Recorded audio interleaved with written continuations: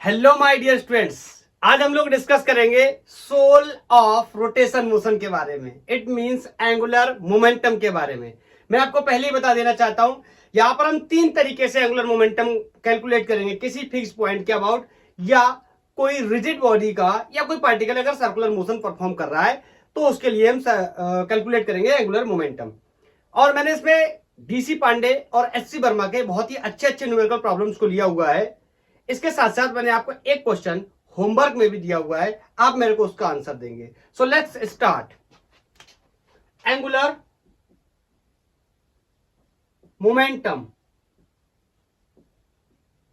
L से denote करते, और मैं ये बात मान के चल रहा हूं आपको लीनियर मोमेंटम के बारे में आइडिया है। ट्रांसलेशन मैकेनिक्स के बारे में हम लोग पढ़ाई कर चुके हैं, इतना आपको बेसिक आइडिया होगा। चलो डिस्कस करते हैं। सबसे पहले हम किस टाइप के एंगुलर मोमेंटम की बात करेंगे? एंगुलर मोमेंटम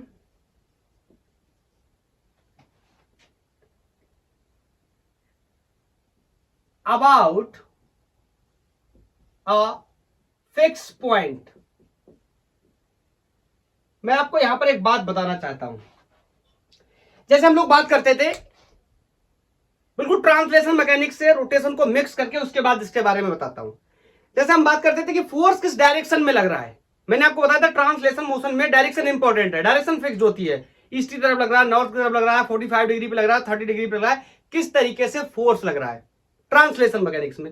ऐसे रोटेशन में हम बात करते थे कि टॉर्क किस एक्सेस के अबाउट लग रहा है, या और अच्छे शब्दों में बोले तो moment of force that is also called torque किस एक्सेस के अबाउट काम कर रहा है। वहां पर एक एक्सेस का रोल होता था टॉर्क के लिए। फोर्स के लिए एक डायरेक्शन का रोल होता था, फिक्स डायरेक्शन का रोल होता था। फोर्स के लिए फिक्स डायरेक्शन, टॉर्क के लिए फिक्स एक्सेस। ऐसे ही whenever we will discuss about the angular momentum, तो हम हमेशा एंगुलर मोमेंटम किसी पॉइंट के अबाउट डिस्कस करने वाले हैं। कोई एक पॉइंट लेंगे, उसके अबाउट ही एंगुलर मोमेंटम हम डिस्कस करेंगे। मैं आगे चल के आपको यह भी क्लियरिटी के तौर पे बताऊंगा कि कुछ लोगों के दिमाग में मिसकंसेप्शन है कि एंगुलर मोमेंटम हमेशा उन पार्टिकल्स का निकालते हैं, उन बॉडीज का निकालते हैं जो सर्कुलर मोशन करती है। ऐसा नहीं है, उनका निकालते हैं, उसके साथ साथ और जो ट्रांसलेशन कर रहे हैं उनका भी निकाल सकते हैं। कैसे, समझने की कोशिश करते हैं। मेरे पास एक कोई ये मास है, मान लो ये m मास का ऑब्जेक्ट है और ये इस तरीके से b वेलोसिटी से चल रहा है। अब देखने में तो आपको ये लग रहा है ना, ये लीनियरली चल रहा है, ट्रांसलेशनली चल रहा है, लेकिन फिर भी मैं इसका क्या कैलकुलेट कर सकता हूं? Angular momentum. क्या आप समझ पा रहे हैं? लेकिन एंगुलर मोमेंटम कैलकुलेट करने के लिए मेरे को कोई पॉइंट पता होना चाहिए कि इस पॉइंट के अबाउट में एंगुलर मोमेंटम को कैलकुलेट कर रहा हूं। लेट्स से मैंने ये पॉइंट ओ यहां मान लिया कि ये पॉइंट ओ है कोई, और इस पॉइंट के अबाउट मेरे को इस मास का जो v वेलोसिटी से चल रहा है इसका एंगुलर मोमेंटम पता करना है। तो सबसे पहला काम होता है इस पॉइंट को इस मास से मिलाना, मींस एक वेक्टर बनाना, एक पोजीशन वेक्टर तैयार करना। Is that clear? फिर मैं आपको यहां पर थोड़ा सा लीनियर मोमेंटम के बारे में बता देता हूं। सबको पता है, वेक्टर में लिखूं तो इस तरीके से mass and multiple product of the linear velocity is equal to the linear momentum and unit kg meter per second. Okay, अब समझते हैं। अब मैंने इसको इससे मिला लिया, पोजीशन वेक्टर बनके तैयार हो गया। ये वेलोसिटी है, ये मास है, आई कैन से ये मोमेंटम का वेक्टर हो गया। तो मेरे को निकालना है कौन? Angular momentum L. अगर मैं वेक्टर फॉर्म में लिखना चाहूं, this will be the cross product of R vector and P vector, where P is the linear momentum. मैं कुछ आपको पुरानी चीजों के बारे में याद दिलाना चाहता हूं, जैसे a equal to r times of alpha, याद आया? v equal to r times of omega, याद आया? Torque is equal to r times of force, याद आया? बेसिक फॉर्मूले में लिख रहा हूं। ऐसे ही angular momentum is r times of linear momentum. ये सीक्वेंस चलता चला आ रहा है कि किस तरीके से हम ट्रांसलेशन की चीजों को और रोटेशन की चीजों को एक साथ मिक्स करके एक कॉम्बिनेशन बना रहे हैं। Is that clear? तो क्या होता है रोटेशनल या angular momentum of a particle, हम कह सकते हैं R times of linear momentum. Is that clear? हाँ, इसको अगर मैं स्केलर में लिखना चाहूं तो this can be also write like this R P sine theta, या फिर इसी को मैं अगर मोमेंटम को एक्सपोज कर दूं, this is going to be M B sine theta. ठीक है, मैं मेंशन कर दे रहा हूं थीटा क्या है, इसके बारे में भी डिस्कस करेंगे, वेरी इंपॉर्टेंट है ये। Theta is angle between R vector and velocity vector. Okay, अगर मोमेंटम दिया तो momentum vector. Is that clear? बोलो, क्या किसी को कोई डाउट? थोड़ा सा यूनिट वगैरह के बारे में डिस्कस कर लेते। चलो, यहां से आर क्रॉस पी या आर पी साइन थीटा, आपको पता है साइन थीटा का तो कोई भी यूनिट होना नहीं है। यहां पर अगर मैं यूनिट्स की बात कर लूं तो वेरी इजी, इसका क्या है मीटर, ये क्या है मोमेंटम, मोमेंटम का मैंने यहां से बताया kg per meter, kg meter per second, और ये 1 मीटर और, so this is going to be kg meter square per second is the unit. बात कर ले अगर डायमेंशंस की, it is going to be very easy, इसको मास को एम, मीटर को एल, और ये टाइम को टी, तो यहां पे मैं लिख सकता हूं एम एल स्क्वायर, टी पलट के ऊपर आएगा, टी की पावर -1 हो जाएगा, M L square T -2। And of course ऐसे भी देख सकते हैं, दो वेक्टर्स का क्रॉस प्रोडक्ट का जो रिजल्टेंट होता है वो एक वेक्टर क्वांटिटी होता है। बोलो, तो ये कैसी क्वांटिटी है? वेक्टर। डायरेक्शन मैं बताऊंगा कैसे निकालेंगे, थोड़ा सा वेट करेंगे। बोलो, क्लियर है? ये छोटी बेसिक बात है, ये तो दिख ना रही हूं नीचे की तरफ तो भी कोई प्रॉब्लम मुझे लगता नहीं है, इसमें यूनिट डायमेंशंस में कुछ होनी चाहिए। बोलो, डायरेक्शन कैसे निकालेंगे मैं आपको बताऊंगा। चलो, सबसे पहले मैं इस एंगल के बारे में समझना चाहता हूं, ये एंगल मैं किस तरीके से लूंगा।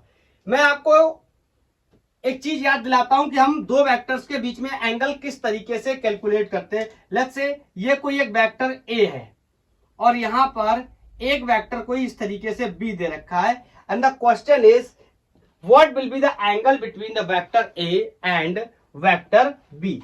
तो मैं आपको सिंपली बताना चाहता हूं, इन दोनों वेक्टर्स को हम पैरेलली शिफ्ट कर सकते हैं, ये हमारे पास एक रूल होता है, आजादी होती है, बशर्ते हम इसका मैग्नीट्यूड और डायरेक्शन चेंज ना करें। This is called parallel shifting of the vectors. हम लोग डिस्कस कर चुके हैं इस बात के बारे में।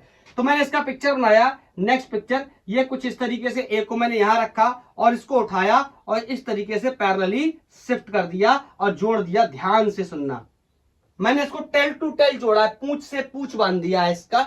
जब दो वेक्टर्स को हम टेल टू टेल जोड़ देंगे तो उनके बीच बनने वाला दो एंगल बन रहा है, यहां पर एक ये वाला और एक ये वाला, तो उनके बीच बनने वाले स्मॉलर एंगल को हम लोग एंगल बिटवीन टू वेक्टर्स के नाम से जानते हैं। Is that clear? या आप ऐसे भी कह सकते हैं कि यहां से जो एंटी क्लॉकवाइज एंगल बन रहा है, this is called angle between two vectors. मैं आपको सिंपल बताता हूं, आप कैलकुलेट इस तरीके से आराम से कर सकते हैं कि जो दो वेक्टर्स के बीच में छोटा एंगल बनेगा, that will be the angle between to vector. तो यहां पर अगर यहां पर समझने की कोशिश करें, ये मैंने पोजीशन वेक्टर बनाया, अब मैं इसको थोड़ा सा इस तरीके से बना देता हूं। बोलो, अब पोजीशन वेक्टर बनाया, वेक्टर की डायरेक्शन होनी चाहिए, तो मैंने यहां से इस पॉइंट को मिलाया तो ये वेक्टर बनकर तैयार हुआ, लेकिन ये तो हेड और टेल में मिला हुआ है। अगर मेरे को इनके बीच का एंगल चाहिए तो मेरे को क्या करना चाहिए, इसकी टेल और इसकी टेल को मिलाना चाहिए, उसके बाद इसके बीच में जो स्मॉलर एंगल बनता है, that will be the angle between the R vector and B vector. Is that clear? तो इसको मैं दोबारा से सेटअप करके बना करके दिखाता हूं। इसको ऐसे बना सकते हैं अपन, ये हो गया बी और ये हो गया R vector, position vector, and this will be the angle between the two vector. ये स्मॉलर एंगल है, ये लार्ज एंगल है, तो ये smaller angle will be the angle between two vectors. तो मेरे को अगर जरूरत पड़ गई निकालने की तो ऐसे मैं निकाल सकता हूं एंगल को, क्योंकि मेरे को क्वेश्चन में, न्यूमेरिकल प्रॉब्लम्स में एंगल की जरूरत तो पड़ने वाली है। Is that clear? हाँ, अब बड़ा सवाल ये है कि ये एक वेक्टर क्वांटिटी है, तो इसका डायरेक्शन कैसे निकालेंगे। चलो इसके डायरेक्शन की बात कर लेते हैं। एंगल क्लियर है? बोलो, कोई डाउट तो नहीं एंगल में? यूनिट डायमेंशन बहुत इजी है, आपने इजीली हम कैलकुलेट कर सकते हैं। अगर ये ना दिख रहा हो नीचे तो भी कोई बहुत बड़ी बात नहीं है। तो समझ गए, एक फिक्स्ड पॉइंट के अबाउट हम निकाल रहे हैं क्या, एंगुलर मोमेंटम। क्या होता है, cross product of position vector and velocity vector. और आपने देखा वेलोसिटी कैसी थी, लीनियर। मैं आपको कंक्लूजन में बाद में बताऊंगा ये बात कि किन किन पार्टिकल्स का हम निकाल सकते हैं। चलो अगर मैं बात करूं डायरेक्शन ऑफ एंगुलर मोमेंटम, देखो दो तरीके से मैं डायरेक्शन को निकाल सकता हूं। एक तो मैं राइट हैंड थंब रूल का इस्तेमाल करके भी निकाल सकता हूं,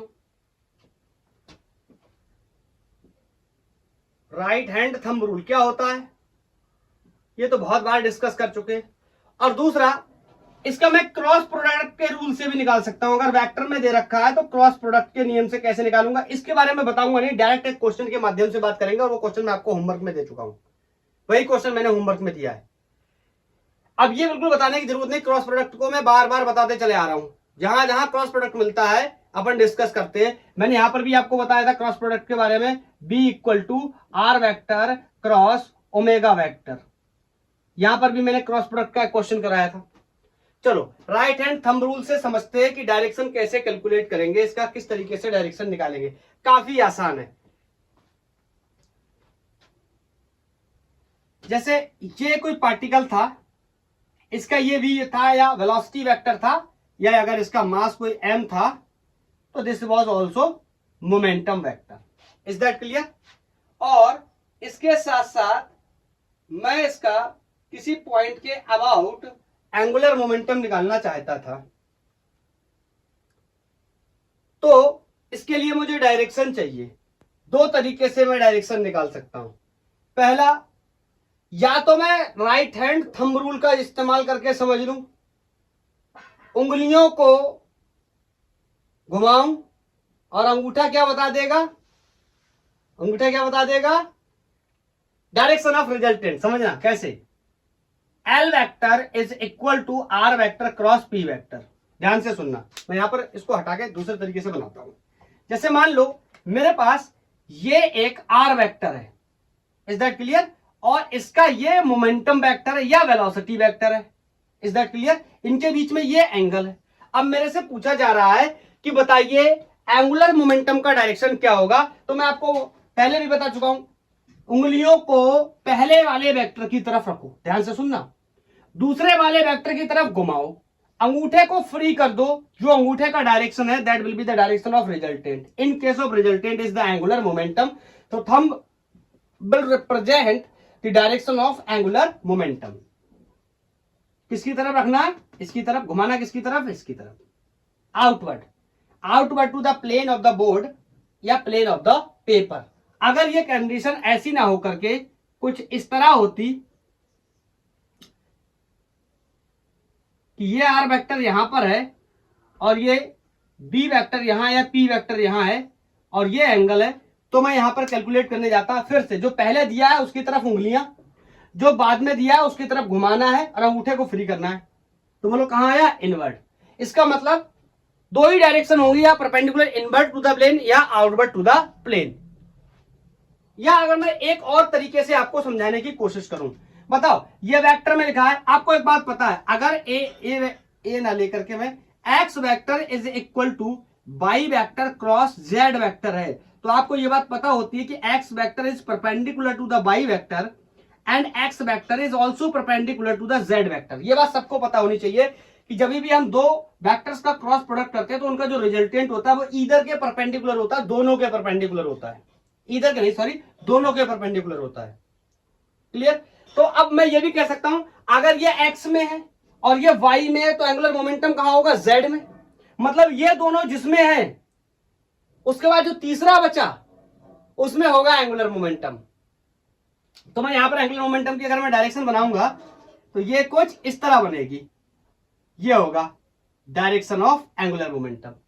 यहां पर मैं बनाऊंगा तो ये कुछ इस तरह होगा, direction of angular momentum. Is that clear, बोलो समझ गए। तो चाहे तो ऐसे समझ लो, आर की तरफ उंगलियां रखो, पी की तरफ घुमाओ, अंगूठे को फ्री करो, समझ गए।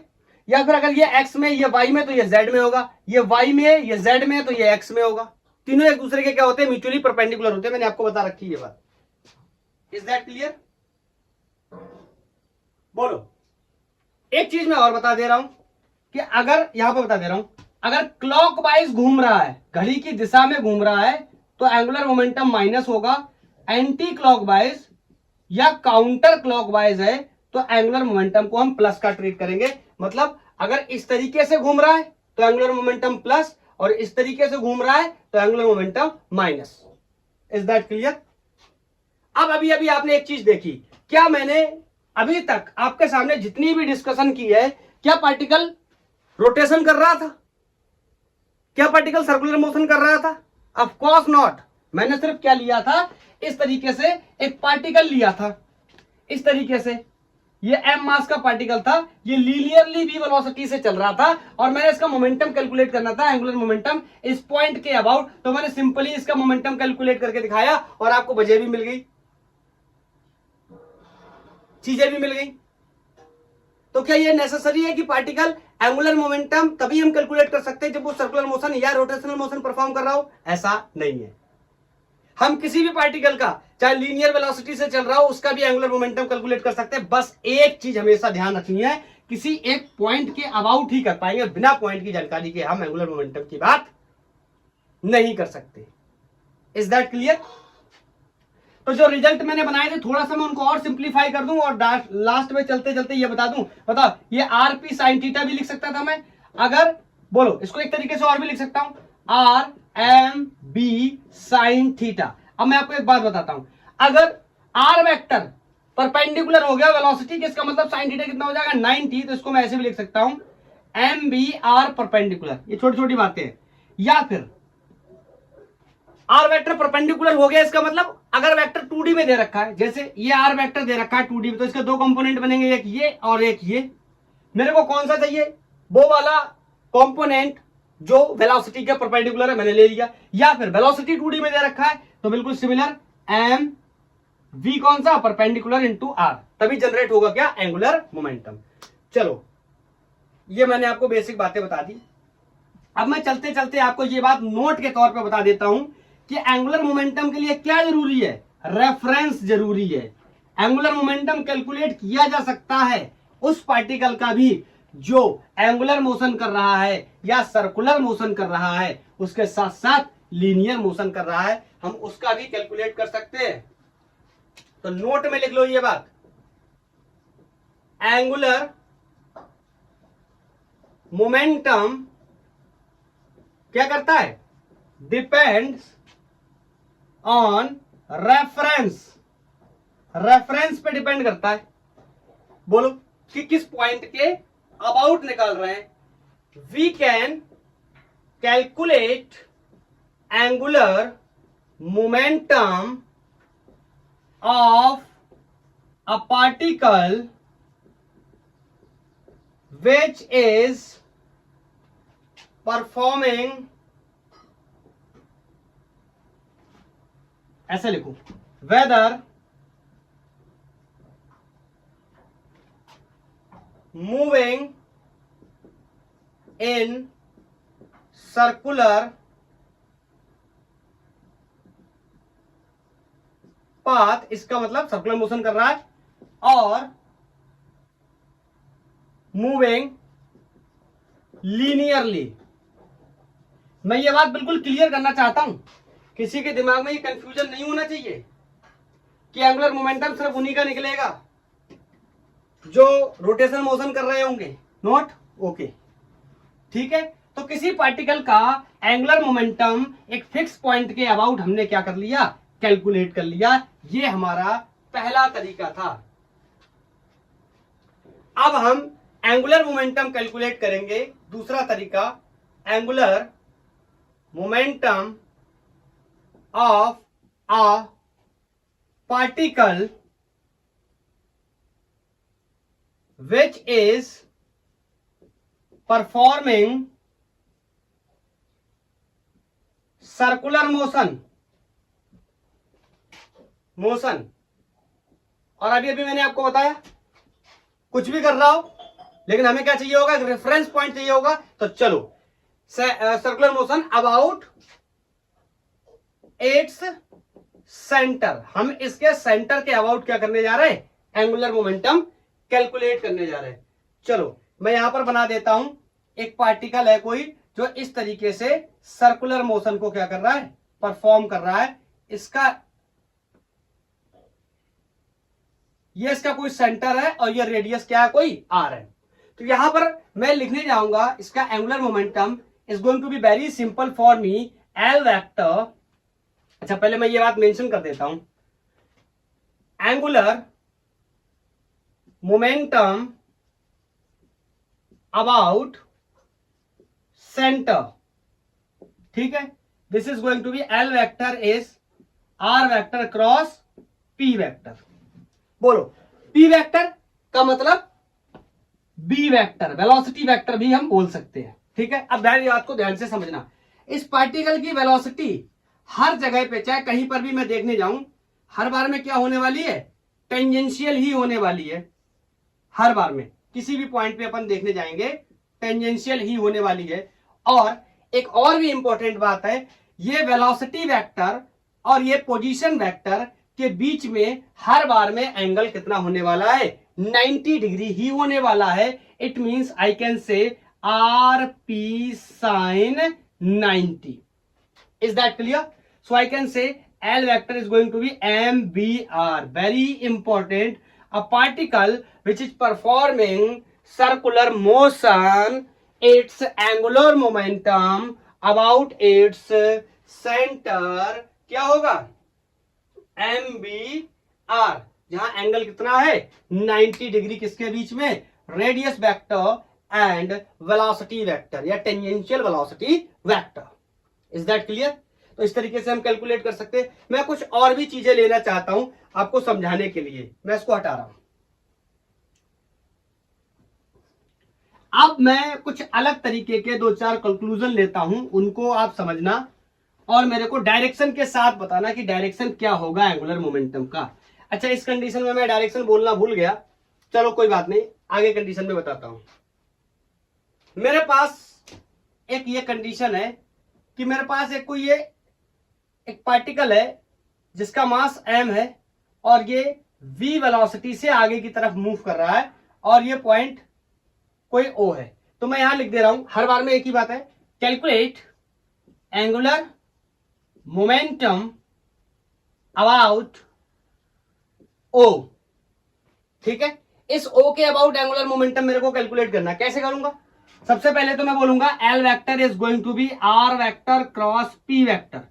तो सबसे पहले तो R वेक्टर बना लेते हैं। बोलो, ये पार्टिकल है, ये वेलोसिटी वेक्टर है, तो यहां से अपन क्या करेंगे, इसका पोजीशन वेक्टर तैयार करेंगे। ये हो गया इसका position vector. Is that clear? So I can say R P sine 0। किसी को कोई प्रॉब्लम है क्या? बिल्कुल नहीं होनी चाहिए, बिल्कुल नहीं होनी चाहिए। R vector and velocity vector are parallel to each other. Is that clear? अब मैं यहां पे इसको एक तरीके से एक्सप्लेनेशन में बताता हूं कि एंगुलर मोमेंटम कब कब 0 हो सकता है। पहली कंडीशन की दोनों एक दूसरे के पैरेलल है, या फिर मैं इसको और एक तरीके से बोल सकता हूं।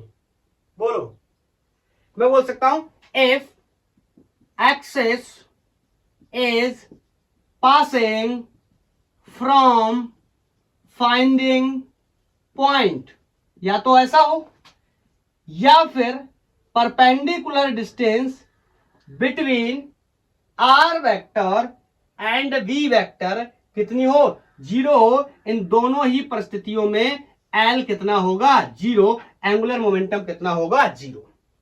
Is that clear? तो जो 0 है तो डायरेक्शन निकालने की जरूरत ही नहीं है। बोलो, एलिवेटरी डायरेक्शन होगा 0 या नल वेक्टर, सबको पता होनी चाहिए ये बात। वेक्टर में हम पढ़ के आए, 0 या नल वेक्टर नाम का भी कोई वेक्टर होता है जिसका मैग्नीट्यूड कितना होता है, 0। डायरेक्शन एलिवेटरी, कोई फिक्स डायरेक्शन नहीं। क्लियर? चलो ये पहला।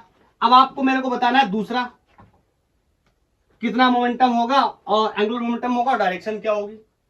चलो, अब की बार मेरे पास ये पॉइंट कोई O2 है और यहां से ये कोई m मास का पार्टिकल कुछ इस तरह मोशन कर रहा है, इस तरह वेलोसिटी से जा रहा है। Again calculate angular momentum about O2।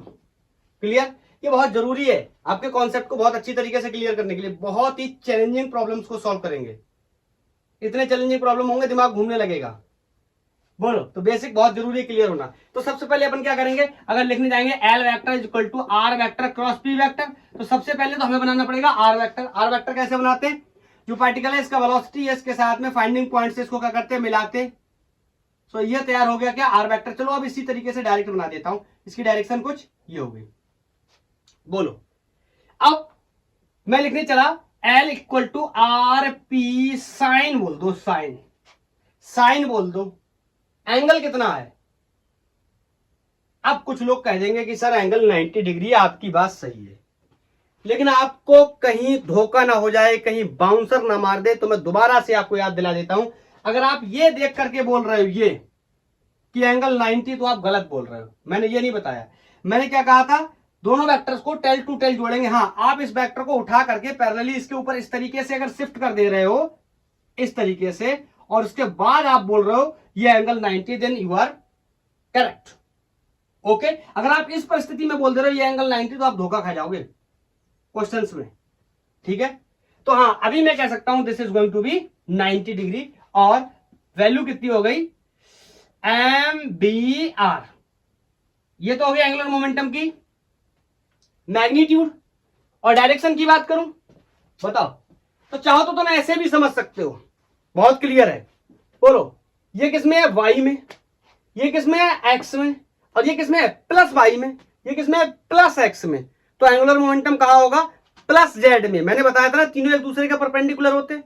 या आप चाहो तो इसको ऐसे भी कर सकते हो। अपन ने रूल से put your fingers in the direction of पहले वेक्टर, क्रॉस प्रोडक्ट में यही तो नियम होता है, घुमाना है दूसरे की तरफ, अंगूठे को फ्री कर दो। बोलो ए ऐसे, अंगूठा कहां, अंदर।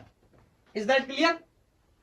बोलो, तो डायरेक्शन में क्या बोल सकता हूं, परपेंडिकुलर इनवर्ड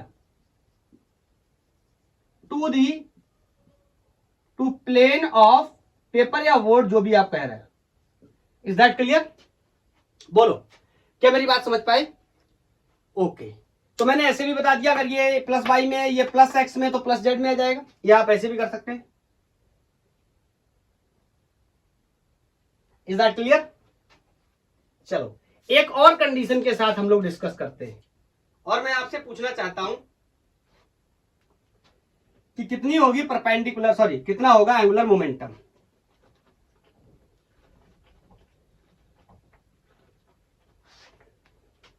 ये मेरे पास कोई एक, पहले पॉइंट नहीं बना सकते, पहले ये मेरे पास कोई एक एम मास का पार्टिकल है, और ये बी वेलोसिटी से चल रहा है। यहां कोई पॉइंट O3 है। Calculate angular momentum about O3। मेरे को इसका मैग्नीट्यूड और डायरेक्शन दोनों बतानी है। तो बताओ, सबसे पहले तो क्या करेंगे अपन, पोजीशन वेक्टर बना लेंगे। तो ये मैंने बना लिया इस तरीके से कुछ पोजीशन वेक्टर, आर वेक्टर, ये रेडी हो गया।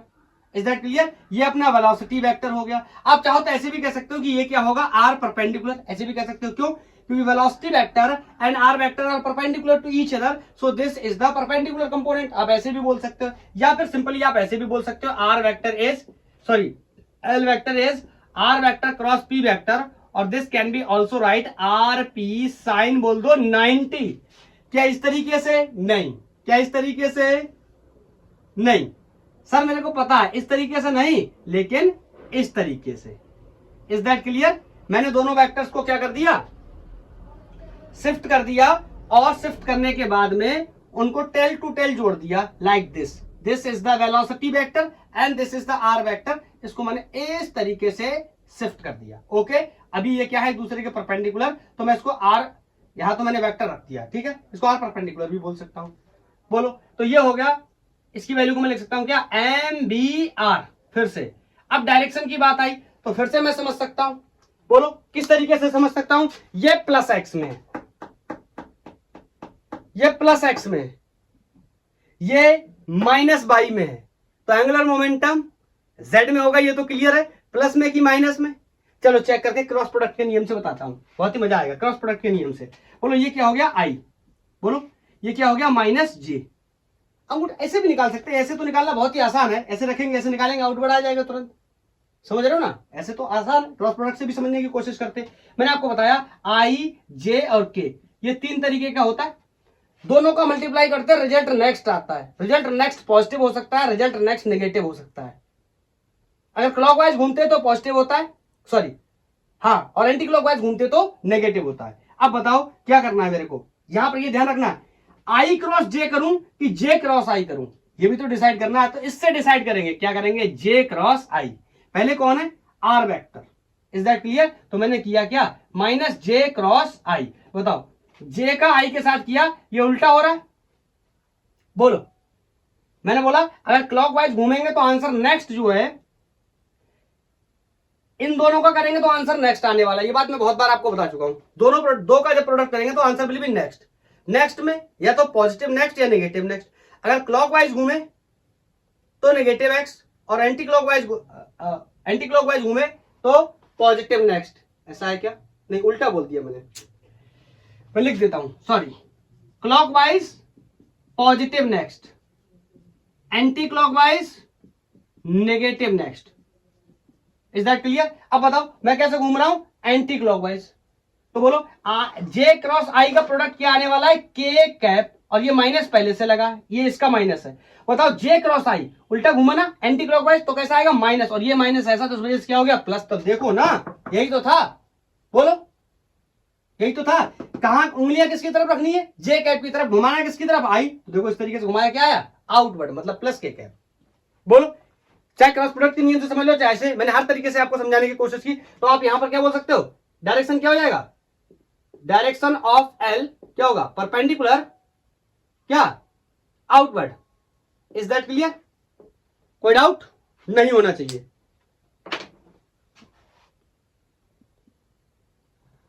क्लियर है कॉन्सेप्ट, बिल्कुल।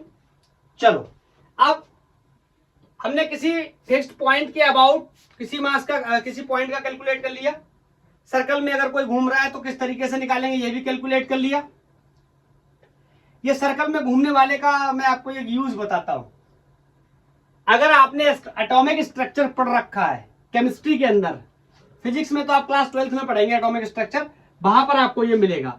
और आपने एक चीज सुनी होगी, मैं आपको रिपीट करके याद दिलाता हूं, बोहर मॉडल में आपने सुना होगा कि angular momentum of a electron is integral multiple of N H upon 2 pi. याद आया, याद आया, ये आपने एटम में पढ़ा होगा, ये यहीं से आता है, एंगुलर मोमेंटम की कहानी है। लेकिन मैं अभी यहां पे ज्यादा बता नहीं सकता इसके बारे में कुछ भी, ओके, जब आएगा तब देखेंगे। चलो अब तीसरा और लास्ट टाइप का मोमेंटम है, इसके बाद अपन बढ़िया बढ़िया न्यूमेरिकल प्रॉब्लम्स की प्रैक्टिस करेंगे। तीसरा, एक रिजिड बॉडी के लिए अपन कैलकुलेट करने जा रहे हैं। क्या रिजिड बॉडी, मतलब कोई रॉड है, कोई डिस्क है, कोई कोन है, कोई स्फीयर है, हॉलो या सॉलिड, कोई सिलेंडर है, हॉलो या सॉलिड। तो इसके लिए किस तरीके से हम कैलकुलेट कर सकते हैं angular momentum. Angular momentum of a rigid body about fixed axis या एक्सिस ऑफ रोटेशन के अबाउट ही हम क्या किया करेंगे, कैलकुलेट किया करेंगे, या क्वेश्चन हमसे डिमांड करेगा जिधर की वहां से किया करेंगे। चलो इसके एक्सप्लेनेशन को मैं जल्दी से आपको थोड़ा सा समझा देता हूं। मैंने ये कोई रिजिड बॉडी ले ली और इसका ये एक्सिस ऑफ रोटेशन यहां से पास करके जा रहा है, लेफ्ट से इसका कोई नाम मैंने ए बी रख दिया। यहां पर काफी पार्टिकल्स ले लेता हूं, ये मान लो कि M1 पार्टिकल है, ये कोई M2 पार्टिकल है, ये कोई M3 पार्टिकल है, ऐसे इन्फिनिटी पार्टिकल इसके अंदर बन जाएंगे। और इसको मैंने जब इससे मिलाया, ये कोई R1 वेक्टर है पोजीशन का, ये R2 वेक्टर है, ये R3 वेक्टर है। Is that clear. मेरे को लिखना है इसका क्या, एंगुलर मोमेंटम। तो बताओ एंगुलर मोमेंटम लिखने के लिए मैं क्या करूंगा। हाँ, यहां पर मैं आपको एक चीज और बता देता हूं कि ये जो ऑब्जेक्ट है, ये जो बॉडी है, ये इस तरीके से घूम रही, इसके यहाँ पे ये एक्सिस ऑफ रोटेशन है, तो ये इस तरीके से घूम रही है, इस तरीके से। तो मैं यहां पर बना दे रहा हूं, this is rotating with the angular velocity alpha. Linear velocity की बात कर लेता हूं, आपको पता है इस तरीके से टेंजेंशियल होगी, क्योंकि ये सर्कल में घूम रहा है पार्टिकल। शुरुआत ही पहले दिन यहीं से की थी कि रोटेशन मोशन होता क्या है, बोलो। रोटेशनल मोशन क्या होता है? किसी भी बॉडी का रोटेशनल मोशन का मतलब होता है उसके सारे पार्टिकल्स क्या करते हैं? सर्कुलर मोशन परफॉर्म करते हैं अबाउट अ फिक्स एक्सिस, जिनका सेंटर कहां करता है? एक ही एक्सिस पे, एक ही लाइन पे लाई करता है, that is called axis of rotation. याद आया? बोलो चलो अब जल्दी से इसका एंगुलर मोमेंटम सारे पार्टिकल्स का लिखने की कोशिश करते हैं। तो बोलो मैं क्या लिख सकता हूं? एंगल तो देखो हर बार में इन दोनों के बीच में कितना है? 90। क्लियर है? तो मैं लिख सकता हूं क्या? M1 B1 R1। Is that clear? पहले वाले का प्लस दूसरे वाले का M2 B2 R2। इसका लिख दिया। इसका लिखना है M3 V3 R3। ऐसे ही और तमाम सारे पार्टिकल्स के बारे में डिस्कस करूं तो आई कैन से MN VN RN। Is that clear? बोलो एक स्टोरी आपको और याद होगी, आपको पता है V equal to R omega होता है, इससे कोई हट नहीं सकता, सबको इस बात के बारे में पता है। मैं यहां पर एक चीज और मेंशन कर देना चाहता हूं, ये ओमेगा जो एंगुलर वेलोसिटी है कांस्टेंट है, या इस तरीके से बोलूं सेम फॉर ऑल पार्टिकल्स। क्यों? क्योंकि ये पूरी बॉडी ओमेगा एंगुलर वेलोसिटी से रोटेट कर रही है, तो इसके अंदर जितने भी पार्टिकल्स मैंने लिए हुए हैं इन पार्टिकल्स की वेलोसिटी क्या होने वाली है? सेम होने वाली है, इसमें कोई डाउट तो होना नहीं चाहिए। बोलो तो यहां पर मैं रखने चला सबकी वैल्यूज को मैं यहां पर पुट करने चला। So L is equal to M1 B की जगह R ओमेगा। बोलो तो एक R1 पहले से थोड़ा सा कैलकुलेशन में आप मेरे को अगर सपोर्ट कर दोगे, या चलो मैं यहां पर एक लाइन बढ़ा देता हूं तभी यहां पे डायरेक्ट लिख दूंगा। तो यहां पर मैं लिख सकता हूं अगर मेरे को B1 लिखना है तो R1 ओमेगा, अगर मेरे को V2 लिखना है तो R2 ओमेगा, और अगर मेरे को V3 लिखना है तो R3 omega. Is that clear? अब मैं इन सबको यहां रखने चला। So L is going to be M, B की जगह R1, एक ये R1 एक ये R1, R1 square omega. Is that clear? Plus plus इसकी जगह लिखने जाऊंगा तो M2 R2 square omega plus बोलो M3 R3 square omega plus dash dash dash MN RN square omega. Is that clear? इतने में मेरे हिसाब से किसी को कोई भी डाउट नहीं होना चाहिए, और इन सब में से मैं अगर चाहूं तो किसको कॉमन ले सकता हूं? ओमेगा को। Is that clear? तो मैंने यहां से ओमेगा को कॉमन कर लिया। This is M1 R1 square M2 R2 square plus M3 R3 square plus dash dash dash MN RN square. बताओ अगर मैं आपसे पूछूं ये क्या लिखा हुआ है, ये क्या लिखा है? आप सिंपली बोलोगे sir this is the moment of inertia of first particle MR1 square. बोलो ऐसे ही ये मोमेंट ऑफ इनर्शिया दूसरे पार्टिकल का लिखा हुआ है। बोलो ऐसे ही nth पार्टिकल का, ये according to the S Verma ith particle का मोमेंट ऑफ इनर्शिया लिखा हुआ है। बताओ इसका मोमेंट ऑफ इनर्शिया, इसका मोमेंट ऑफ इनर्शिया, इसका मोमेंट ऑफ इनर्शिया, इसका इसका इसका इसका, इस पूरे बॉडी को मोमेंट ऑफ इनर्शिया को अगर निकालना है तो क्या करना पड़ेगा? सारे पार्टिकल्स के मोमेंट ऑफ इनर्शिया को अपन क्या कर लेंगे? ऐड कर लेंगे, और आई कैन से मैं कह सकता हूं कि आई, बोलो क्या हो गया? मैंने मान लिया कि I1 plus I2 plus I3 सबके मोमेंट ऑफ इनर्शिया को जोड़ लिया तो ये आई आ गया। इस रिजिड बॉडी का मोमेंट ऑफ इनर्शिया, ये डिस्क हो सकता है, ये रिंग हो सकता है, ये सॉलिड स्फीयर, हॉलो स्फीयर, कोन, बोलो कुछ भी हो सकता है। तो इस सिंपली मैं इसको क्या लिख सकता हूं? आई, बोलो तो मैं हटा दूं यहां से, ऐसे लिख दूं W, sorry not W, omega. अब बोलो ये सब क्या हो गया? I1 प्लस I, यहां पे लिख दे रहा हूं I1 plus I2 plus I3 plus dash dash dash IN किसके मिलके बराबर हो जाएंगे? इस पूरे बॉडी के मोमेंट ऑफ इनर्शिया के। तो मैंने इसको क्या मान लिया? I, और एंगुलर मोमेंटम, क्लियर है? एंगुलर मोमेंटम किसी भी रिजिड बॉडी का ऐसा अच्छा नहीं लिखता, ऐसा लिखते तो अच्छा लगता है। बोलो I ओमेगा। बोलो तो दो तरीके से पता चल गया, R vector cross P vector is the general momentum of a particle. अगर कोई रिजिड बॉडी है तो उसका मोमेंट ऑफ इनर्शिया, सॉरी उसका एंगुलर मोमेंटम I ओमेगा होगा। यहां पर एक और इंपॉर्टेंट बात मैं आपको बताना चाहता हूं। वैसे तो सबको पता है this is MOI, moment of inertia of rigid body, very important, about, आपको पता मोमेंट ऑफ इनर्शिया किसी ना किसी के अबाउट निकालना पड़ता है, या बिना अबाउट के रोटेशन में काम ही नहीं कर सकते ना, about this AB axis, about AB axis. I think now this is going to be very clear in your mind. और इस तरीके से तीनों टाइप के मोमेंटम के बारे में मैंने डिस्कस कर लिया। अब मैं न्यूमेरिकल प्रॉब्लम की प्रैक्टिस करना शुरू करता हूं। मैं पहला क्वेश्चन बहुत ही बेसिक क्वेश्चन लेने वाला हूं, हो सकता है आपको इसी में तकलीफ होने लगे, और यह क्वेश्चन रसनिक हेलिडे से मैंने ले रखा है। काफी अच्छा क्वेश्चन है, बेसिक क्लियर करने के लिए आपने क्या करना है, रैंक करना है, ऑर्डर बनाना है, किसका एंगुलर मोमेंटम ज्यादा होगा और किसका एंगुलर मोमेंटम कम होगा। यह बात तो अब क्लियर है कि पार्टिकल सर्कुलर मोशन करे या लीनियर मोशन करे, हम एंगुलर मोमेंटम कैलकुलेट कर सकते हैं किसी पॉइंट के अबाउट। चलो, मैंने इस तरीके से एक पार्टिकल यहां पर बनाया कि ये पार्टिकल कोई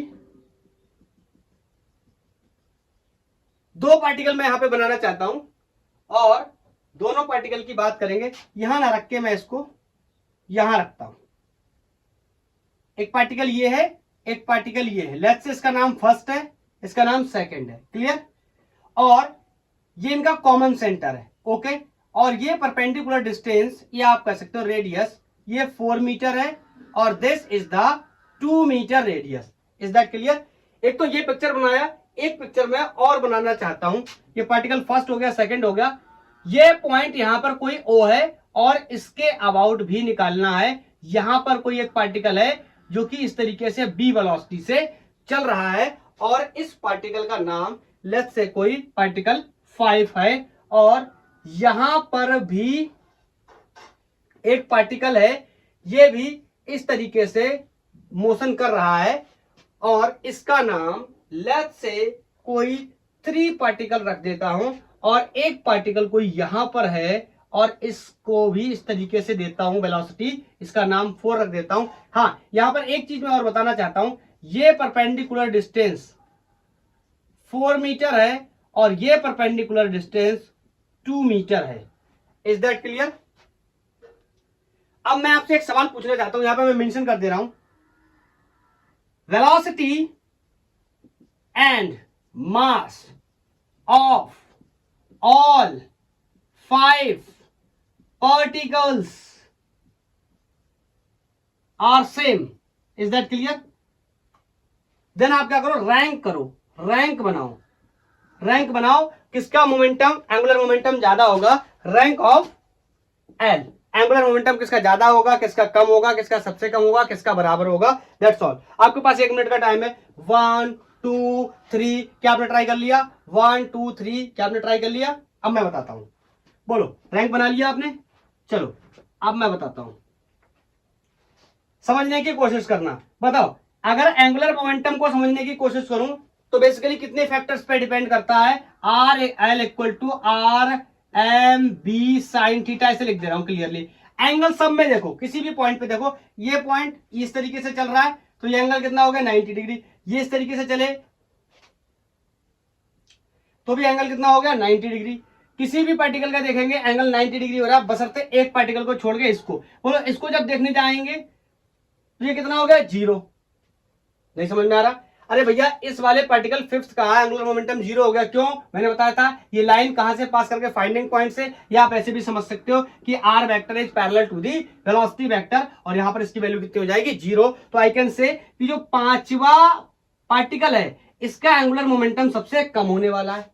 अब सबसे ज्यादा किसका होगा? मास तो सबका सेम है, स्पीड भी सबकी सेम है, तो जिसकी डिस्टेंस जितनी ज्यादा होगी एंगुलर मोमेंटम उतना ज्यादा होगा। ध्यान से सुनना, इसकी डिस्टेंस सबसे ज्यादा है 4, लेकिन इसके साथ साथ इसकी डिस्टेंस भी कितनी है? 4।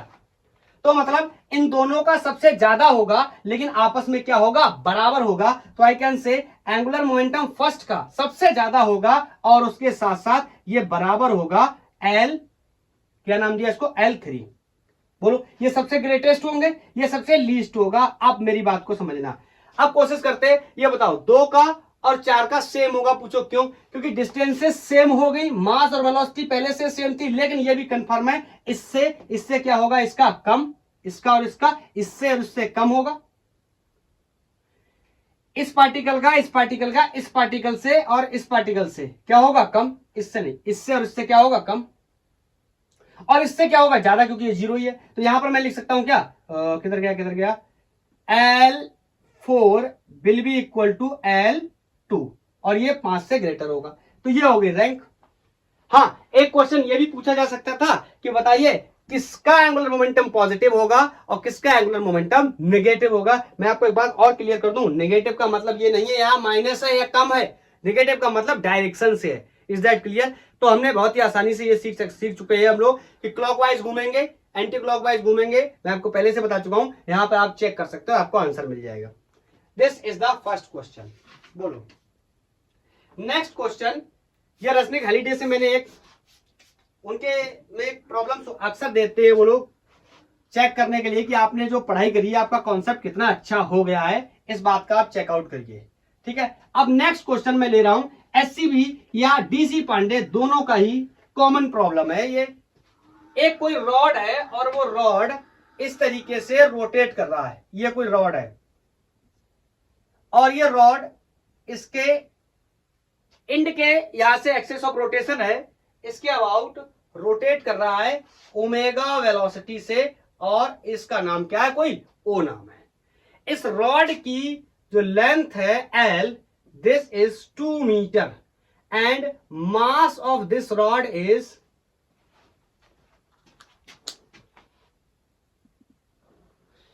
मास इसका 2 kg है, लेंथ इसकी 2 मीटर है और इसका ओमेगा दिस इज 4 रेडियन पर सेकेंड से ये रोटेट कर रहा है।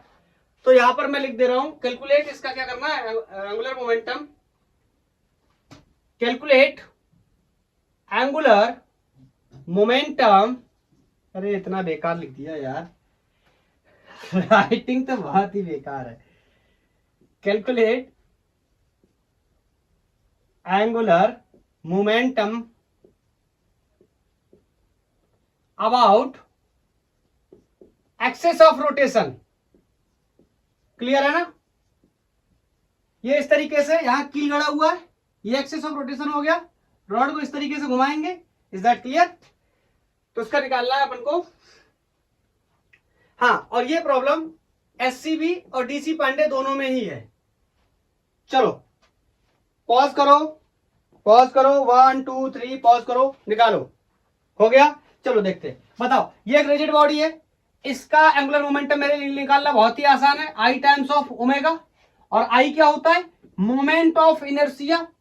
बोलो तो बताओ, moment of inertia about it's, moment of inertia of rod about it's and कितना होता है, ml स्क्वायर बाई 3। ये पता होना चाहिए। कैसे? यूट्यूब पे टाइप करो moment of inertia of a rod by Gangwar physics, सब कुछ मिल जाएगा। बोलो इनटू ओमेगा। हाँ, मैं आपको ये भी बता देना चाहता हूं, अगर ये सेंटर से पास करता तो इसका मोमेंट ऑफ इनर्शिया कुछ अलग होता, ml स्क्वायर बाई 12 करके। बोलो चलो अब जल्दी जल्दी वैल्यूज को डाल देता हूं। Mass is 2 kg, length is 2, तो 2 का square upon 3 into angular velocity is 4। ठीक है, इन सबको सॉल्व करना मेरे लिए कोई बहुत बड़ी बात नहीं है। 32/3 बोलो kg मीटर स्क्वायर पर सेकंड सॉल्व करने के बाद। तो समझ गया ना रिजिड बॉडी का किस तरीके से निकालेंगे। रिजिड बॉडी के लिए मेरे लिए क्या इंपॉर्टेंट होने वाला है, MOI, मोमेंट ऑफ इनर्शिया, किसके अबाउट निकाल रहे हैं ये हमें पता होना चाहिए। और जनरली ये रिजल्ट हमें पता है क्योंकि ये सारे रिजल्ट हम पहले से डिस्कस कर चुके हैं। और इनकेस अगर नहीं पता है मोमेंट ऑफ इनर्शिया तो निकालेंगे या तो mr स्क्वायर करके, अगर रिजिड बॉडी नहीं है तो, और रिजिड बॉडी है तो परपेंडिकुलर एक्सेस और पैरेलल एक्सेस थ्योरम का भी इस्तेमाल कर सकते हैं। अगर कुछ इस तरीके की कंडीशन है कि टेंजेंट से पास करके चला गया है, डायमीटर से पास करके चला गया है, बहरहाल निकलवा तो मैंने वो भी रखे, लेकिन सारे रिजल्ट याद करना इज नॉट पॉसिबल। चलो अब मैं एक बहुत ही चैलेंजिंग प्रॉब्लम लेने वाला हूं and this question is from DC Pandey. अच्छा क्वेश्चन है,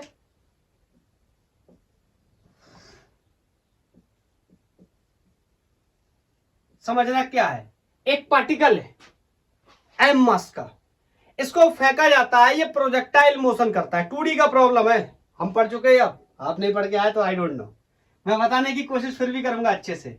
तो यहां से एक पार्टिकल को इस जगह से इस तरीके से फेंका गया है, बोलो, तो ये प्रोजेक्टाइल पाथ कवर करके ग्राउंड पे आके गिरेगा। ग्राउंड पे आके गिरने से पहले कुछ मेरे को बताना है। तो question is calculate angular momentum about this point. Calculate angular momentum of the particle about origin या ब्रैकेट में पॉइंट O, ठीक है, before it hits the ground again. दोबारा से जब ये ग्राउंड पे हिट करता है उससे पहले मेरे को बताना है, यहां से घूम के गया मतलब यहां कहीं तक हिट करने से पहले बताना है। हाँ, इसके मास वगैरह और चीजों की भी हम अभी बात कर लेंगे। बोलो, तो जनरल पूरा क्वेश्चन इसी तरीके से फ्रेम है, तो इसका मास m मान लेते हैं, ठीक है। ये किसी u वेलोसिटी से प्रोजेक्ट किया गया है एट द एंगल थीटा। अब मेरे को बताओ एंगुलर मोमेंटम कैसे कैलकुलेट करते थे, उसी तरीके से करेंगे। अब देखो, इसमें आपको लगेगा भले ये कठिन क्वेश्चन है, ये बहुत ज्यादा कैलकुलेटिव है, लेकिन हम अपने कॉन्सेप्ट से नहीं हट सकते। ये एडवांस टाइप का प्रॉब्लम है, समझ रहे हो। तो यहां पर हम क्या करेंगे, हम अपने कॉन्सेप्ट को फॉलो करेंगे और this is going to be R vector cross P vector. Is that clear. या इसको ओपन करके मैं ऐसे भी बना सकता हूं, मास को बाहर ले लूं तो बी, मास को बाहर ले लूं तो R vector cross B vector. मैं गलती से B vector cross R vector लिखने वाला था, और मुझे आज की डेट में ये बात बताने की बिल्कुल भी जरूरत नहीं है कि B vector cross R vector लिख दूंगा तो ये गलत हो जाएगा। सबको पता है ये गलत हो जाएगा। क्यों हो जाएगा, इसकी डायरेक्शन चेंज हो जाएगी। वेक्टर में ही सीख चुके हैं हम लोग ये बात। तो R vector cross B vector. अब मुद्दे की बात को समझना, क्या करना पड़ेगा मुझे, देखो मेरे को इसका पोजीशन वेक्टर बनाना पड़ेगा, इस पार्टिकल एम का, जो इस तरीके की ट्रैजेक्टरी को फॉलो करके आ रहा है, पहली बात। और मेरे को इसका वेलोसिटी का भी वेक्टर बनाना पड़ेगा, जो इस तरीके से इस ट्रैजेक्टरी को फॉलो करके आ रहा है। आफ्टर दैट मैं क्या करूंगा, दोनों का क्रॉस प्रोडक्ट कर दूंगा और मेरे को रिजल्ट मिल जाएगा। लेकिन इंटरेस्टिंग क्या है, अभी तक जो भी क्वेश्चन सॉल्व कर रहे थे या आर्टिकल्स भी जो हमने ड्राइव किए थे, उनमें मैंने कभी भी 2D मोशन का जिक्र नहीं किया। हम लोग बार बार क्या कह रहे थे, ये m मास का पार्टिकल कुछ इस तरह से चल रहा है, यही प्रॉब्लम होती है। लेकिन अब अचानक से इस तरह से ना चल के ये इस तरीके से चलने लगा, इट मीन्स ये 2D मोशन करने लगा। तो इसका भी हमारे पास एक बहुत आसान तरीका है कि हम इसको क्या करेंगे, दो अलग अलग मोशन में तोड़ लेंगे। मतलब motion along X, motion along Y. तो बोलो, मैं अगर इसका एक जनरल में लिखने की कोशिश कर रहा हूं, अगर मैं जनरल इसका पोजीशन वेक्टर लिखूं R, this will be position of this component along X direction, बोलो, एंड इन वाई डायरेक्शन, और this will be in metres. मेरी बात को समझ पाए। ये जो पोजीशन वेक्टर मैं आर बनाऊंगा, कहां पर बनाऊंगा, देखो एट एनी टाइम। अच्छा, इसमें एक चीज और लिखना चाहिए था मुझे, calculate the angular momentum of the particle, यहां पर मेंशन कर दे रहा हूं। इसके बाद यहां से at any time T, okay, ये और मेंशन करना पड़ेगा। हाँ, तो एनी टाइम टी, कहीं पर भी अगर ये पार्टिकल यहां गया तो यहां से मेरे को ऐसे पोजीशन वेक्टर बनाना, तो पोजीशन वेक्टर 2D में होगा। तो 2D में जो होगा, लेट्स से एक बार यहां पे करके बताता हूं। ये पार्टिकल यहां पहुंचा इन केस, तो मैंने इसको मिलाया, ये बना अपना पोजीशन वेक्टर, ये हो गया 2D में। इसके दो कंपोनेंट होंगे, एक ऐसे आएगा और एक ऐसे आएगा। तो मैंने वही लिखा है कि इस आर वेक्टर का कितना कंपोनेंट एक्स में, ये कितना कंपोनेंट वाई में, ये वेक्टर फॉर्म में लिख रखा है, क्योंकि वेक्टर नहीं मुझे चाहिए वहां पर। अब मैं क्या करूंगा, एक एक करके इनकी तलाश शुरू करूंगा। कैसे निकालूंगा, आइए समझते हैं। क्या करूंगा, मोशन अलोंग एक्स, एक्स मिल जाएगा। फिर मोशन अलोंग बाई, बाई को पता करूंगा। चलो, मोशन अलोंग एक्स, मेरे को टाइप से डिस्टेंस या डिस्प्लेसमेंट निकालना, तो कौन सी इक्वेशन को सेलेक्ट करूं, with time, second equation, kinematics की सेकेंड इक्वेशन। तो I can say S X is equal to U X T plus half A X T square. ध्यान से सुनना मेरी बात को। बताओ मेरे को वेलोसिटी चाहिए इन एक्स डायरेक्शन। चलो मैं इसके कंपोनेंट बना लेता हूं। ये यू वेलोसिटी से जनरली जा रहा है तो उसके दो कंपोनेंट हो सकते हैं। एक कंपोनेंट एक्स डायरेक्शन में आ जाएगा जिसकी वैल्यू यू कॉस थीटा हो जाएगी। Is that clear? और एक इसका परपेंडिकुलर कंपोनेंट बन जाएगा जिसकी वैल्यू यू साइन थीटा हो जाएगी। अब मेरे से यहां पर कोई ये नहीं पूछ सकता कि ये यू कॉस थीटा और ये यू साइन थीटा कैसे हो गए, प्रोजेक्टाइल पूरा खत्म करके आए। बोलो चलो। और हाँ एक बात और, अपन जब प्रोजेक्टाइल डिस्कस कर रहे थे तो मैंने वहां पे आपको एक बात बताई थी, आपको समझ में भी आएगी, बहुत ही बेसिक बात है। बताओ इसमें एक्सेलरेशन कहां है या किस डायरेक्शन में है? तो पहली बात तो यहां पर जो भी एक्सेलरेशन है that is acceleration due to gravity, और जो कि हमेशा नीचे की तरफ एक्ट करता है। और एक्स के अलाउंड कोई भी एक्सेलरेशन नहीं है। मैंने जब इन इक्वेशंस का ड्राइव करवाया था, t equal to 2u sine theta upon G, r equal to U square sine 2 theta upon G, like this. समझ रहे हो? मैंने वहां पर भी आपको बताया था कि h equal to U square sine square theta, जो भी इक्वेशंस हमने ड्राइव की थी उन इक्वेशंस में भी ये मार्क हमने सेट किया था कि x के अलाउंड कोई भी एक्सेलरेशन नहीं। ये बात हम पहले से जानते हैं, तो इसका एक्सेलरेशन x के अलाउंड 0, तो ये पूरा फंक्शन क्या हो गया? 0। Is that clear? और यहां पर एस एक्स, इसी को मैंने क्या माना? x। So this is going to be U X की वैल्यू कितनी है? u cos theta. और टाइम के बारे में उसने कहा जनरल टाइम t रख लो, तो मैंने यहां पर t ही रख लिया। तो बोलो x की वैल्यू मिल गई, यहां रख दूंगा। पहले x की मिल गई, बाई की भी निकाल लेता हूं, फिर दोनों को साथ में पुट कर दूंगा। तो बाई की निकालने के लिए क्या करेंगे अपन? Motion along y direction. बोलो क्या करेंगे? S y equal to you y into t plus minus A y t square. Plus minus मैंने दोनों साथ में लगा दिए। मैंने आपको बताया प्लस कब लेना माइनस कब लेना, बहुत ही इजी है। पार्टिकल ऊपर जा रहा है मतलब वेलोसिटी ऊपर की तरफ है, बाई डायरेक्शन की बात कर रहा हूं, और एक्सेलरेशन कहां है? नीचे की तरफ। तो ये प्लस ना होकर के क्या हो जाएगा? माइनस, मतलब केस ऑफ किसका? रिटार्डेशन। और बताओ एक्सेलरेशन ही यहां कौन है? Acceleration due to gravity. तो एक्सेलरेशन इन बाई डायरेक्शन कौन हो गया? जी। या आप सीधा बोल देते प्लस लगा के माइनस जी भी लिख सकते थे, दैट्स ऑल। बोलो चलो जल्दी जल्दी करते। बोलो एस वाई डिस्टेंस या डिस्प्लेसमेंट इन वाई डायरेक्शन कितना रखा मैंने? Y is equal to you Y की वैल्यू यहां से कैरी करेंगे, ये यू वाई होगा। Okay, sorry for that. This is going to be U sine theta into T minus, बोलो ए वाई की value acceleration in Y direction is G या फिर माइनस जी। ओके, अब माइनस जी दो बार मत लिख देना तो प्लस हो जाएगा, into T square. I think आप समझ सकते मैंने क्या बताया। बोलो बाई की वैल्यू भी मिल गई। अब इस x और इस बाई की वैल्यू को उठाकर यहां रख दो, पोजीशन का वेक्टर तो बनकर तैयार हो गया। फिर ऐसे ही वेलोसिटी का वेक्टर बनाएंगे, फिर क्रॉस प्रोडक्ट करेंगे। ऑफ कोर्स लेंथी होने वाला है, तो मैं क्या बोलता हूं, इनको रख देते हैं, इसको मान लेता हूं equation 2। Put x and y इन 2। अब आप रखो और बनाओ, मैं यहां पर डायरेक्ट लिख देता हूं। ओके, तो मैं यहां पर डायरेक्ट एक पोजीशन का वेक्टर बना करके रेडी कर देता हूं। This is are vector is equal to U cos theta into T, और किसमें है? I cap, plus Y direction की अगर मैं बात करूं तो वैल्यू आई थी U sine theta into T minus half G T square, और ये था इन वाई डायरेक्शन। तो ये तो बनके तैयार हो गया कौन? Position vector. ऐसे ही मुझे चाहिए होगा कौन? Of course velocity vector. तो वेलोसिटी वेक्टर के लिए भी यही कहानी करनी है। चलो मैं इसको साफ करके ऊपर से करता हूं, फिर यहां वेलोसिटी वेक्टर नोट कर लूंगा, फिर इधर आके क्या कर दूंगा? क्रॉस प्रोडक्ट कर दूंगा दोनों का, और आंसर मिल जाएगा। क्रॉस प्रोडक्ट आपको आता ही होगा, नियम आपको पता होंगे, नहीं तो बेसिक नियम मैं तो बता दूंगा जल्दी से, और तुरंत सॉल्व कर डालेंगे।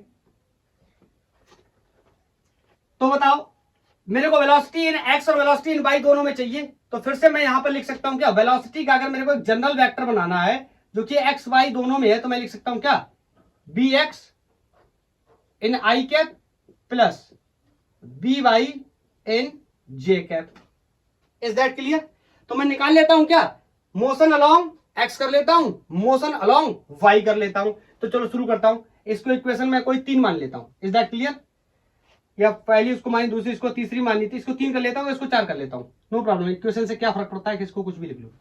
चलो मोशन अलोंग एक्स कर लेते पहले, एक्स आसान है तो पहले कर लेते। बोलो मेरे को निकालना फाइनल वेलोसिटी, और वैसे आपके पास दिमाग है तो आप समझ भी सकती कि एक्स डायरेक्शन की वेलोसिटी तो चेंज होने वाली है नहीं, क्योंकि वेलोसिटी कब चेंज होती है, जब एक्सेलरेशन होता है। एक्स डायरेक्शन में कोई भी एक्सेलरेशन नहीं है। सर मेरे पास नहीं है इतना दिमाग, चलो कोई बात नहीं, नोट कर लेते बोलो V X will be U X, पहला इक्वेशन लगा रहा हूं u प्लस ए टी वाला, बोलो plus minus A X into T. आपको पता है एक्स डायरेक्शन में कोई भी एक्सेलरेशन नहीं है, तो ये फंक्शन क्या हो गया, जीरो। इसका मतलब बी एक्स ही क्या है, यू एक्स। यही तो मैंने बोला था ना, एक्स डायरेक्शन में कोई एक्सेलरेशन नहीं है तो वेलोसिटी चेंज नहीं होगी। हाँ, एक्स डायरेक्शन में वेलोसिटी कितनी है, u cos थीटा। अगर आपको बहुत ही इंजॉय करना है इस कॉन्सेप्ट को तो आप यूट्यूब पे टाइप कर सकते हैं प्रोजेक्टाइल वाई गैंग और फिजिक्स, मैंने बहुत ही डिटेल में बताया हुआ है। चलो अब मेरे को वर्टिकल कंपोनेंट निकाल लेता हूं वेलोसिटी का, मतलब यहां कहीं जहां पर टी टाइम में मैंने मान के रखा है। तो बोलो मोशन अलोंग, जल्दी से बोलो मोशन अलोंग वाई डायरेक्शन। चलो पहली equation V Y is equal to you Y plus minus A Y into T. मैं बहुत ही जनरल फॉर्म में लिख रहा हूं, इसीलिए जी तक नहीं लिख रहा हूं, ए लिख रहा हूं। बोलो तो यहां पर बी वाई मेरे को निकालना है, U Y initial velocity in Y direction is U sine theta, so this is U sine theta. And again बोलो ए वाई कितना है, माइनस जी, आप सिंपली बोल दो यहां पर कितना है, माइनस जी। नीचे की तरफ एक्सेलरेशन है, ऊपर की तरफ वेलोसिटी है, तो I can say minus G into T. ये मिल गई मेरे को फाइनल वेलोसिटी वाई डायरेक्शन में। फाइनल वेलोसिटी एक्स डायरेक्शन में, दोनों को यहां रख दो, एक नया वेक्टर बना लो। तो बोल दो पोटेन फोर क्या, V X and V Y. मैं यहां पर वेक्टर बना के तैयार कर दे रहा हूं। तो यहां पर मैं वेक्टर बना रहा हूं, B vector will be equal to X direction में U X cos theta in I cap या पॉजिटिव एक्स डायरेक्शन, और उसके साथ साथ वाई डायरेक्शन में फाइनली कितनी वेलोसिटी है, U sine theta minus G T. इतनी वेलोसिटी किसमें है, वाई डायरेक्शन में। अब मेरा कॉन्सेप्ट बहुत ही क्लियर हो चुका है, सारी चीजें मुझे मिल चुकी हैं। अब बस मुझे क्रॉस प्रोडक्ट करना है। तो क्या आपको आता है क्रॉस प्रोडक्ट करना? मैंने कई तरीकों से क्रॉस प्रोडक्ट करना बताया है, मैं आज मैट्रिक वाले तरीके का यूज कर सकता हूं, मजा आएगा उसमें। चलो करें क्रॉस प्रोडक्ट, करें क्या बोलो। मैं इसको यहां कैरी कर लेता हूं, जरूरत पड़ेगी, और भूलना नहीं कुछ भी, इसमें से एक भी चीज मिसिंग होगी तो फिर आंसर मिलाना या आंसर निकालना नेक्स्ट टू इम्पॉसिबल हो जाएगा। Plus you sine theta minus G T in J cap. अब करते हैं क्या, क्रॉस प्रोडक्ट। इक्वेशन एक का सहारा लेकर के फिर से अपनी जर्नी को वहीं से स्टार्ट करते हैं और फाइनल आंसर निकालने की कोशिश करते हैं। बोलो क्या था इक्वेशन एक, angular momentum is cross product of R vector cross P vector, या फिर अरे हटाओ उसको, इतना लंबा नहीं लिखूंगा, L vector is M vector, short वाला लिखेंगे अपना जो जिसका इस्तेमाल करने वाले हैं, B vector. Is that clear? अपन इसका क्या करने वाले हैं, क्रॉस प्रोडक्ट। किस तरीके से करते हैं, आप चाहो तो आई जे के का वैसा भी कर सकते हो, या फिर जो मैट्रिक मैंने बना करके नियम पढ़ाया हुआ है आपको क्रॉस प्रोडक्ट में, हम उसका भी इस्तेमाल कर सकते हैं। बताओ यहां पर मैंने इस तरीके से बना दिया, क्या ऑर्डर था, बोलो आई जे और के कैप, ये ऑर्डर हुआ करता था।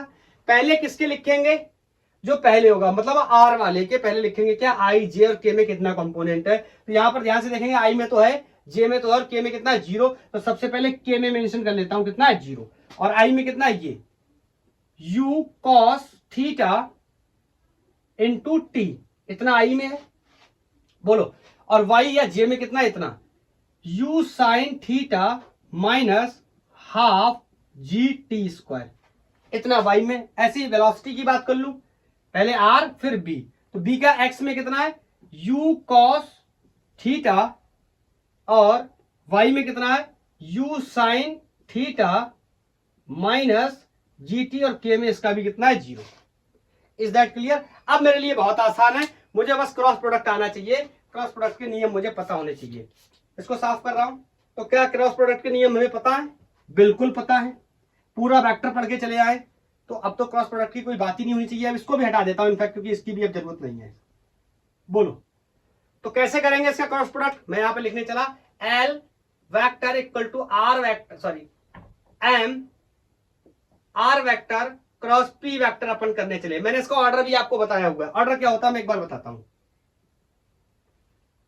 आई कैप याद आया, माइनस जे कैप, और प्लस के कैप, ये ऑर्डर होता है। आप चाहो तो इसको फॉलो करो, या ये सिंपली वैसे भी कर सकते हो जैसे मैं बार बार बताता हूँ। इस बार मेरा ऐसे मन है तो मैं ऐसे बताऊंगा, ठीक है। चलो समझने की कोशिश करते हैं। अब आई में कितना आएगा आपको पता, जब आई का करने जाते हैं इसको छुपा लेते हैं, तो इसका इसके साथ करेंगे 0, इसका इसके साथ करेंगे 0, मतलब आई में कितना आने वाला है 0। Is that clear? बोलो बोलो। अब जे में इस वाले को छुपा लेंगे, जिसका करते हैं वो छुपा लेते हैं, इसका इसके साथ किया 0, इसका इसके साथ किया, ये भी कितना हो गया 0। बोलो बचा कौन? के वाला। मैं थोड़ा सा इसको पास में ले आता हूं, प्लस के कैप, इसमें करना पड़ेगा, तो यहां पर मेरे को थोड़ा स्पेस चाहिए, समझ गए ना। तो मैं इसको साफ करके दोबारा से लिख दूं, तो मैं यहां पर एक लाइन में बना देता हूं कि L vector is equal to I में 0 माइनस जे में भी कितना 0। कैसे? मैं बता चुका हूं। अब प्लस के की बात करूंगा, जब के का करूंगा तो इसको छुपा लूंगा, फिर इसका इसके साथ और इसका इसके साथ। तो करने की कोशिश करता हूं, इसका इसके साथ करूंगा, this is going to be u cos theta into T, and इसका इसके साथ करूंगा तो इसका क्या हो जाएगा, चलो करने की कोशिश करें, तो u square. Is that clear? और बोलो cos theta sine theta into T, तो मैं लिख दे रहा हूं क्या, cos theta sine theta into T, इसका इसके साथ हो गया। अब इसका इसके साथ, तो माइनस का साइन कैरी कर लेता हूं पहले। बोलो इसका u cos theta into G T minus के साथ, तो मैं यहां पे लिख देता हूं u cos थीटा माइनस जी, और टी टी क्या हो जाएगा टी स्क्वायर। इसका इसके साथ कंप्लीटली हो गया। अब आपको पता है साइन माइनस का लगाते हैं, किसकी वजह से? फॉर्मूले की वजह से। इतनी बातें आपको यार पता होनी चाहिए, ठीक है। अब इसका इसके साथ करेंगे, this is u sine theta cos theta, तो फिर से यही फंक्शन आ जाएगा u square sine theta cos theta. Is that clear? बोलो, कोई डाउट नहीं होना चाहिए। अब इसका इसके साथ करेंगे, इसका इसके साथ, this is going to be minus u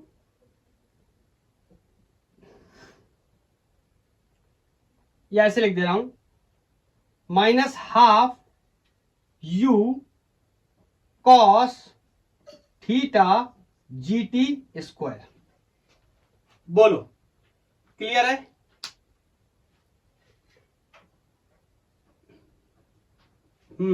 एक इसमें भाई मैं सोच रहा था एक इसमें मिस्टेक है। यहां पर जब आप इसको देखने जाओगे ना, ये फंक्शन मैंने सही नहीं लिखा है। अब दोबारा से चेक करोगे, ये मिलेगा आपको u sign theta into T भी तो रहेगा ना यहाँ पे, तो यहां पर भी टी आएगा, एक एलिमिनेट होना चाहिए ना, मेरे को पहले से पता ना, इस वजह से। बोलो, तो ये देखो ये प्लस है, जब इसके साथ अंदर मल्टीप्लाई होगा तो ये माइनस होकर एलिमिनेट हो जाएगा, और ये माइनस जब इसके साथ मल्टीप्लाई होगा तो कैसे हो जाएगा, प्लस का। Is that clear? बोलो, इज दैट क्लियर? इसका इसके साथ किया तो u cos theta minus G T square, ठीक है। बोलो क्लियर है?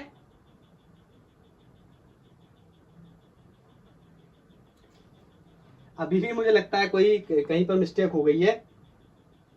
u cos थीटा, इसका मैंने किया था इसके साथ, u cos थीटा, देखो यही तो होती है ना छोटी छोटी प्रॉब्लम्स। ये u cos theta into T का जब मैंने इसके साथ किया ना, तो ये माइनस का साइन पता नहीं कहां से आएगा, जब मैंने यहां पहले से लगा रखा है ऑलरेडी, तो यहां कैसे आ जाएगा? गर्मी बहुत है। बोलो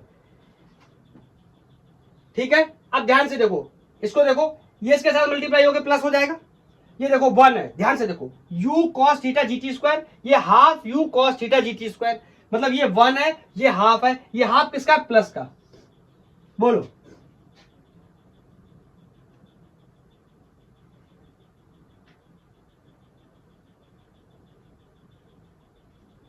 बोल क्लियर है?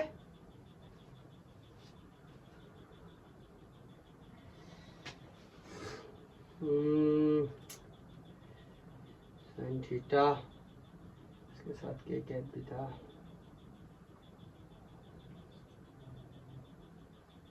अब प्लस माइनस की एक मिस्टेक मुझे कहीं महसूस हो रही है, जो कि हो चुकी है, और उसको अब हटाना यहां से लगभग लगभग नामुमकिन है।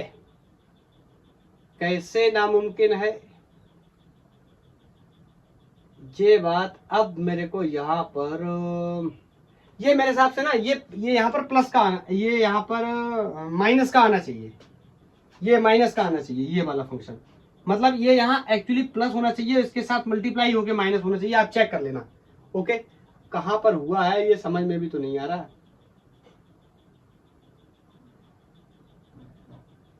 इसका इसके साथ किया था, ओके, फिर इसका इसके साथ किया, ठीक तो है यार, सही है।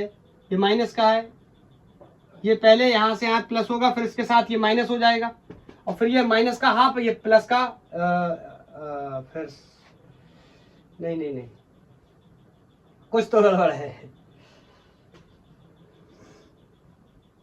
u cos theta into G T. चलो मैं फिलहाल मैं यहाँ पर आपको ना फाइनल आंसर लिख के बता देता हूँ, आप चेक कर लेना। इधर हाफ एम भी रहे, ये सॉरी ये एम भी रहने वाला है, ये 1 है और ये हाफ है, सिर्फ माइनस का मिस्टेक हो रहा है। This is going to be 1/2m into U cos theta G T square, और डायरेक्शन क्या आने वाला है, के कैप। ओके, ठीक है, इज दैट क्लियर? कहीं पर यही एक प्रॉब्लम हुआ है। अब मैंने सब कुछ तो साफ कर दिया, मेरे को यहाँ दिखाई भी नहीं दे रहा, फिर में भी मैं ट्राई कर रहा हूं, लेकिन अब मेरे को लग नहीं रहा। एक बार अगर ये खास बात होती है, अगर एक बार पढ़ाते दौरान आपसे कोई गलती हो गई ना, फिर आप कितना भी ट्राई कर लो वो मिलेगा नहीं, उस टाइम तो नहीं मिलेगा। जैसे ही मैं लेक्चर ऑफ करूंगा तुरंत मुझे समझ में आ जाएगा कहाँ गलत हो गया था। चलो ठीक है, फिलहाल अब टाइम वेस्ट नहीं करते, आप यहाँ पर देख लेना कैलकुलेशन में कहीं ये माइनस प्लस का एक मिस्टेक हो गया है, तो ये आंसर आने वाला है। ओके, चलो हटाता हूँ। ये डीसी पढ़ने का प्रॉब्लम था, बहुत ही अच्छा प्रॉब्लम था। इसके साथ साथ अब मेरे को एक चीज और डिस्कस करनी है। लेक्चर की लेंथ आई नो की लंबी हो रही है, लेकिन क्या कर सकते हैं, टॉपिक को तो एटलीस्ट कवर करना ही पड़ेगा ना। अब मैं ट्रांसलेशन और रोटेशन दोनों को कंबाइंड करके उस किसी बॉडी का या किसी ऑब्जेक्ट का एंगुलर मोमेंटम किसी पॉइंट के अबाउट कैलकुलेट करना चाहता हूं। तो मैं लास्ट हेडिंग लगाएंगे इसमें, angular momentum of a rigid body, जो क्या कर रही है, in combination of rotation and translation. ठीक है, मैंने हेडिंग लगा दिया। यहां पर मैं क्लियरली इस चीज को आपको बता देता हूं। जैसे ये कोई एक बॉडी है, ठीक है, ध्यान से सुनना, ये कोई बॉडी है और यहां से मैं पास कर रहा हूं इसका एक्सिस ऑफ रोटेशन। ध्यान से सुनना, इसके अबाउट, इस एक्सिस ऑफ रोटेशन के अबाउट ये बॉडी क्या कर रही है, किसी एंगुलर वेलोसिटी ओमेगा से रोटेट भी कर रही है ऑफ कोर्स, और यही इसका मैं सी एम मान लूं क्या, सेंटर ऑफ मास। तो इस सेंटर ऑफ मास के अबाउट इसके पास कोई वेलोसिटी बी है, ठीक है, और यहां पर मैंने कोई पॉइंट ओ ले रखा है, ठीक है। इस पॉइंट के अबाउट मैं करूंगा क्या, कैलकुलेट इसका एंगुलर मोमेंटम। इसके लिए मुझे कुछ चीजों की जरूरत पड़ेगी, जैसे जल्दी से मैं बता देता हूं, जहां पे यहाँ पे ज्यादा टाइम नहीं लेने वाला। यहां से परपेंडिकुलर डिस्टेंस की जरूरत पड़ेगी। ये एंगल अगर मैं थीटा मान लूं, ये डिस्टेंस को अगर मैं आर मान लूं, बोलो, तो ये वाली डिस्टेंस आर का कॉस थीटा हो जाएगी, और ये वाली डिस्टेंस आर का परपेंडिकुलर जो कि क्या हो जाएगी, आर साइन थीटा। इसे आप चाहो तो आर का पैरेलल कंपोनेंट भी बोल सकते हो। ये डिस्टेंस मैंने आर ले रखी, ठीक, तो ये थीटा है, ये आर कॉस थीटा, ये आर साइन थीटा। ये बेसिक बेसिक चीजें जल्दी से कैलकुलेट कर लेते हैं। तो मैं लिखने चला, एंगुलर मोमेंटम अबाउट ओ, और कैसा लिखना है इस पर, ट्रांसलेशन भी हो रहा है और रोटेशन भी हो रहा है, तो दोनों की वजह से लिखना है। देखो, ये एक रिजिड बॉडी है, अगर ये एक रिजिड बॉडी है तो इसकी वजह से कितना एंगुलर मोमेंटम होगा, ये बात मैं पहले से डिस्कस कर चुका हूं। इसकी वैल्यू कितनी है, आई ओमेगा, अभी अभी डिस्कस करके आए। किसी रिजिड बॉडी की वजह से फिक्स एक्सिस ऑफ रोटेशन के अबाउट कितना एंगुलर मोमेंटम होगा, आई ओमेगा, बोलो, प्लस इसके ट्रांसलेशन की वजह से ये कर रहा है। This is going to be also very easy for us, और इसकी वैल्यू हम डिस्कस कर चुके हैं क्या, R vector cross P vector, या इसी को आर पी साइन थीटा, या इसी को हम अगर थीटा 90 हो जाए तो एम बी आर के टर्म्स में भी लिख सकते हैं। बोलो, इज दैट क्लियर? तो I omega is equal to the angular momentum. इस तरीके से हम किसी भी बॉडी का क्या लिख सकते हैं, एंगुलर मोमेंटम। फिर वही बात है, कभी कभी मैं क्या लिख दूंगा, यहाँ आर परपेंडिकुलर की जरूरत होगी तो आर परपेंडिकुलर ले लूंगा, बी परपेंडिकुलर की जरूरत होगी तो बी परपेंडिकुलर ले लूंगा। ठीक है, अब बार बार ज्यादा फॉर्मूले लिखना नहीं चाहता मैं। बोलो, हाँ, यहां पर मैं एक बात आपको जरूर मेंशन करना चाहता हूं, ये जो बी है ना, ये जो वेलोसिटी है, this is velocity of centre of mass. ये इंपॉर्टेंट है, और मैं वैसे भी आपको बता चुका हूं, centre of mass is the commander of translatory motion. मतलब ये पूरा ऑब्जेक्ट नहीं है अब मेरे लिए, सिर्फ कौन है, इसका सेंटर ऑफ मास, जहां पे इसका पूरा मास क्या है, कॉन्सेंट्रेटेड, ये बी स्पीड से चल रहा है, लेकिन साथ ही साथ ये बॉडी रोटेट कर रही है। तो दोनों इफेक्ट हम इसके साथ में रीड करने की कोशिश कर रहे हैं। और सबको पता है ये क्या है, MOI, moment of inertia about axis of rotation. जिस रोटेशन के अबाउट क्या कर रहा है, सॉरी, जिस एक्सेस के अबाउट क्या कर रहा है, रोटेट कर रहा है। बोलो, क्लियर है? चलो, ये कॉन्सेप्ट अगर क्लियर है तो इस कॉन्सेप्ट पे जल्दी से एक क्वेश्चन लगा लेते हैं। डीसी पांडे का सवाल है, और क्वेश्चन है कि एक डिस्क है, वो चल भी रहा है और रोटेट भी कर रहा है। मैं जल्दी से बना देता हूं। Question is from DC Pandey. ये कोई एक डिस्क है, इसका रेडियस r है, इसका मास m है, ये इसका एक्सेस ऑफ रोटेशन है, सेंटर से पास कर रहा है, प्लेन के परपेंडिकुलर है, और ये डिस्क इस तरीके से रोटेट कर रहा है और इस तरीके से v वेलोसिटी से आगे की तरफ चल रहा है। मेरे को बताना है इसका कैलकुलेट एंगुलर मोमेंटम अबाउट, बोलो, कौन से पॉइंट के अबाउट, कौन से पॉइंट के अबाउट।